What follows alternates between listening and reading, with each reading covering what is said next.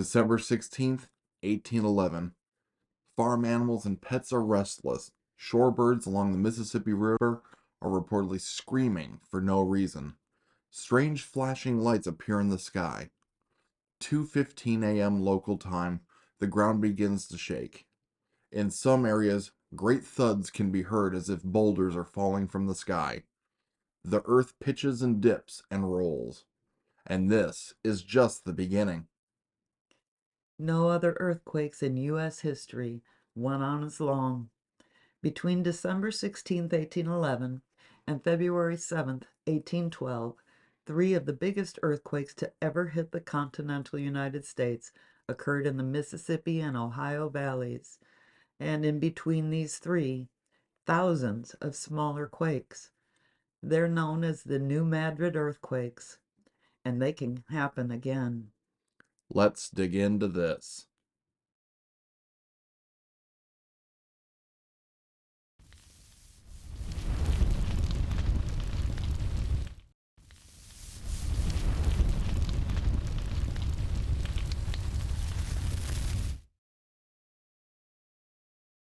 The Mississippi and Ohio Valley areas of 1811 to 1812 were sparsely populated, except for a few big cities like St. Louis and Cincinnati.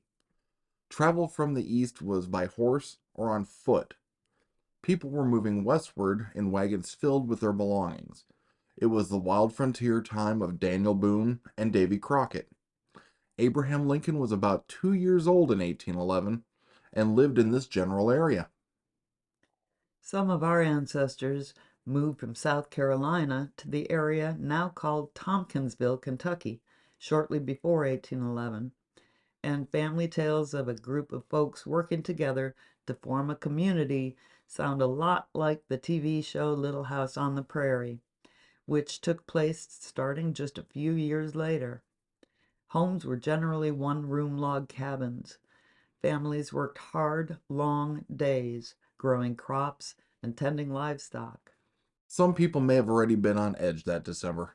Tecumseh's comet, called Napoleon's Comet in Europe, was visible around the world for nearly a year and a half, and at its brightest during the months of the earthquakes. In September of 1811, there was a solar eclipse. Unusual events were adding up. Eliza Bryan of New Madrid, Missouri, wrote later in a letter about the first earthquake. On the 16th of December, 1811, about 2:00 a.m., we were visited by a violent shock of an earthquake, accompanied by very awful noise, resembling loud but distant thunder, but more hoarse and vibrating, which was followed in a few minutes by the complete saturation of the atmosphere with sulphurous vapor, causing total darkness. The screams of the affrighted inhabitants running to and fro, not knowing where to go or what to do. The cries of the fowls and beasts of every species, the cracking of trees falling, and the roaring of the Mississippi, the current of which was retrograde for a few minutes, owing, it is supposed, to an interruption in the bed, formed a scene truly horrible. There are quite a few first-hand accounts of the earthquake that hit at 2:15 a.m. on December 16, 1811. We've read accounts from our own family about some of the strange phenomenon that occurred. Flatboats on the Mississippi River reported great swells and waves and riverbanks caving into the river. People reported great cracks in the earth, some swallowing people as they opened beneath them, and then closing back up. Fully grown trees waved back and forth like blades of grass before cracking and breaking off. Others were raised up by the earth until their roots were permanently exposed. Homes and barns and churches were damaged or destroyed, and the sounds of animals and people screaming in fright, on top of the sound of the earthquake itself, must have been horrifying. This quake has been estimated at anywhere from 7.2 to 8.2 on the Richter scale, which wasn't even invented at this time.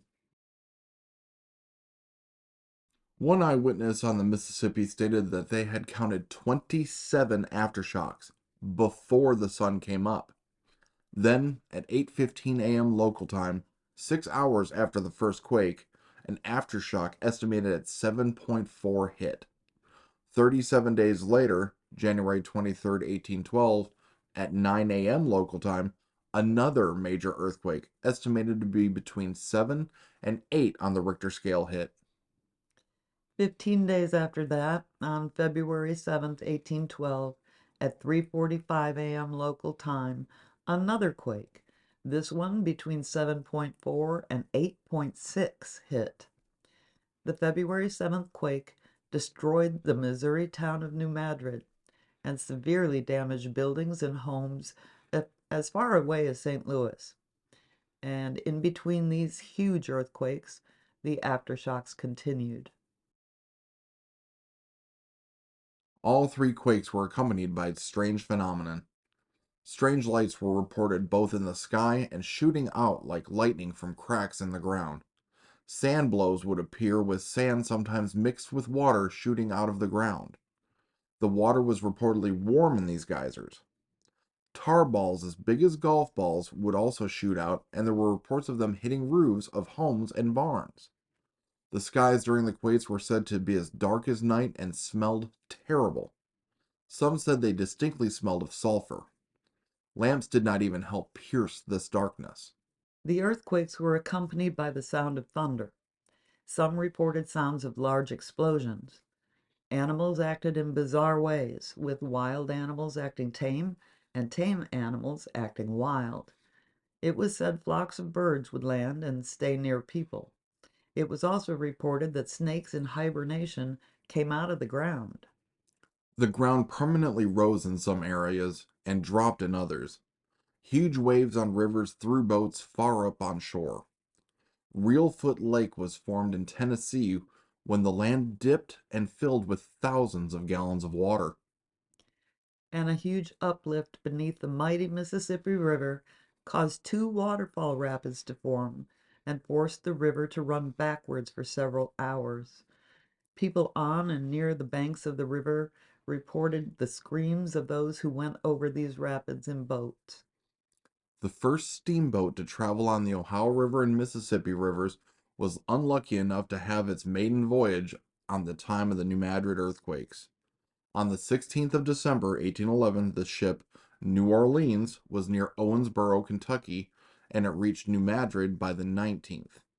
It navigated around thousands of fallen trees floating in the river and watched the riverbanks falling into the river itself.